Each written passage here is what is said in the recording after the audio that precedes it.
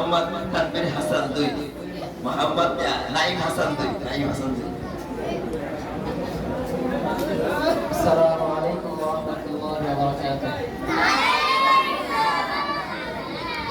আলহামদুলিল্লাহি ওয়া কাফা ওয়া সালামুন আলা ইবাদিহি আল্লাযীনা ইসতাফা, আম্মা বা'দ।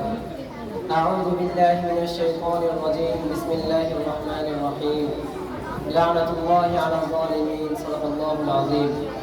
قال النبي صلى الله عليه وسلم: الظلم ظلمات يوم القيامة، أو كما قال عليه الصلاة والسلام। অধ্যক্ষার আয়োজিত নিউটনপুর দারুল নাঈম মাদ্রাসা আজকের এই অনুষ্ঠানের সম্মানিত সভাপতি ও বিচারক মণ্ডলী এবং আমার মাথার তার সমতুল্য ওস্তাদবৃন্দ ও বাংলার দূর দূরান্ত থেকে আগত এলএম পিপাসক ছাত্র ভাইদেরকে জানাই আমার অন্তরের অন্তঃস্থল থেকে শুভেচ্ছা ও অভিনন্দন। সম্মানিত হাজিরিন, আজকে আমার বক্তৃতার বিষয় হচ্ছে বর্তমান মুসলমানদের অবস্থা এবং রাষ্ট্র পরিচালনা। আল্লাহ পাক তৌফিক দান করলে এই বিষয়ে কিছু আলোচনা করব। আল্লাহ পাক রব্বুল আলামিন কোরআন মাজিদে ইরশাদ করেন, লা'নাতুল্লাহি আলাল যালিমিন, অর্থাৎ জালেমের উপর আল্লাহর লানত। হাদিসে পাকে রাসূল সাল্লাল্লাহু আলাইহি ওয়াসাল্লাম বলেন, আয-যুলমু যুলুমাতু ইয়াওমাল কিয়ামাহ, জুলুম কিয়ামতের দিন ভীষণ অন্ধকার হয়ে দেখা দিবে। সম্মানিত হাজিরিন, উক্ত আয়াত ও হাদিস দ্বারা স্পষ্ট বোঝা যাইতেছে যে ব্যক্তি জালেম হবে, চাই সে মুসলিম হোক বা কাফের, চাই সে পৃথিবীর সবচেয়ে বড় ধনী ব্যক্তি হোক বা সবচেয়ে গরিব, সে যদি জালেম হয় তার দোজাহান ধ্বংস হয়ে যাবে, তিনি ধ্বংস হবে নিশ্চিত। সম্মানিত হাজিরিন, আজকে বিশ্বের দিকে তাকালে দেখা যাচ্ছে বিশ্বের আনাচে কানাচে মুসলমান, অধিকাংশ মুসলমানরা জানে বা মানে বা উভয়ভাবে নির্যাতিত। অথচ বড় আফসোসের বিষয়, আমাদের মুসলমান ভাইরা অত্যাচারিত, কিন্তু আমাদের মুখ থেকে কোনো প্রতিবাদের আওয়াজ আসে না। ও মুসলমান, তুমি কেমন রাসূলের আশিক, তুমি কেমন ইসলাম প্রেমী, যে দেশে কালিমার পতাকা উড়াতে চাইলে তুমি অত্যাচারিত, তোমার ভাইরা অত্যাচারিত, সে দেশে জালিমরা হাস্যোজ্জ্বল চেহারা নিয়ে বুক ফুলিয়ে রাস্তা দিয়ে হাঁটে, তুমি কেমন রাসূলের আশিক?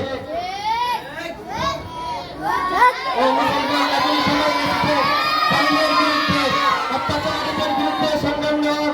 ও মুসলমান, এখনই দাঁড়াতে হবে জালিমের বিরুদ্ধে রুখে। আমরা জালিমদেরকে জানিয়ে দিতে চাই, আপনি ক্ষমতার বড়াই দিয়ে কালিমার পতাকাকে ধামাচাপা দিয়ে রাখতে পারবেন না। আপনারা শুনে রাখুন, সূর্য উঠবে, প্রভাত আসবে, এটা যতটা নিশ্চিত, তামাম দুনিয়া জুড়ে কালিমার পতাকা উঠবে, এটা তার চাইতেও বেশি নিশ্চিত। আমি মাননীয় প্রধানমন্ত্রীকে বলতে চাই, আমরা এই দেশে ভাড়াটিয়া হিসাবে বসবাস করি না, আমরা এই দেশে মালিকানা সূত্রে বসবাস করি।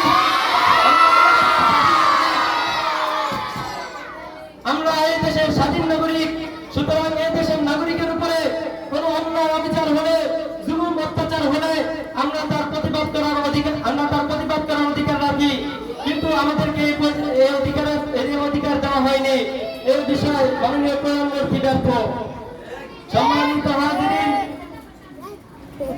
বর্তমানে দেখা যাচ্ছে আমরা যদি প্রতিবাদ করতে যাই তাহলে আমাদেরকে তার পোষা কুকুর দ্বারা নির্যাতন করা হয়, কারারুদ্ধ করা হয়, অত্যাচার করা হয়। কিন্তু মুসলিম রাষ্ট্রে বসবাস করে মুসলিম শাসনের অধীনে থেকে এক কুলাঙ্গার আল্লাহ তার রাসূলের বিরুদ্ধাচরণ করছে, আল্লাহ তার রাসূলকে নিয়ে কটূক্তি করছে, ইসলামের আইন কানুন নিয়ম নীতি নিয়ে তার মন গড়া মতবাদ প্রকাশ করে হাস্যোজ্জ্বল চেহারা নিয়ে বুক ফুলিয়ে রাস্তায় হাঁটছে। কিন্তু মাননীয় প্রধানমন্ত্রী এই বিষয়ে কোনো নির্দেশ দেননি, এই বিষয়ে তিনি ব্যর্থ হয়েছেন।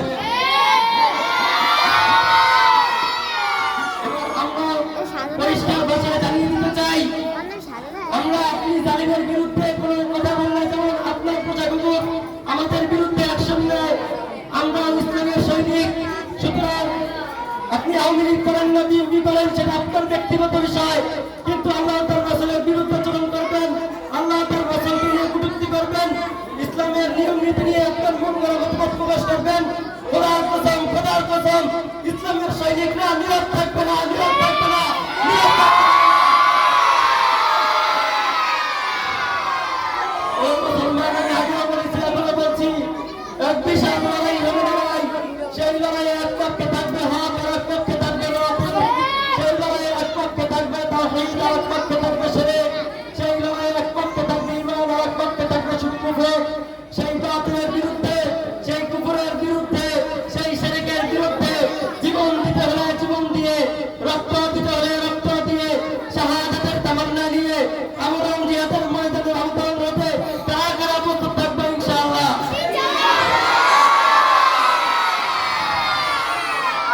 সম্মানিত হাজিরিন, জাতীয় তালিবান এবং ছাত্র ভাইরা আমার, আমাদের ইমাম অত্যন্ত দুর্বল হয়ে গেছে।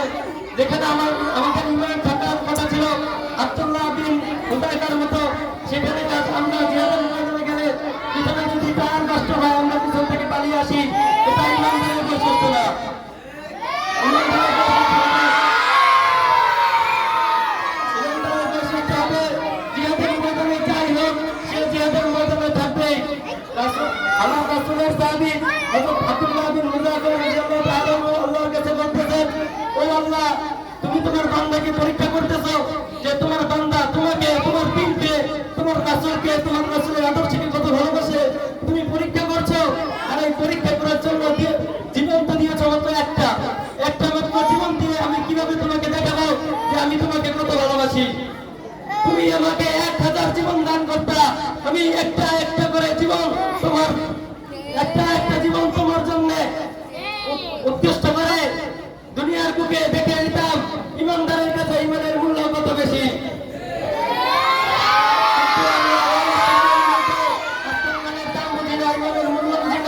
কিন্তু সাহাবায়ে কিরাম কত কষ্টের মাধ্যমে ইমান এনেছে, তাই তারা ইমানের মূল্য বুঝেছে।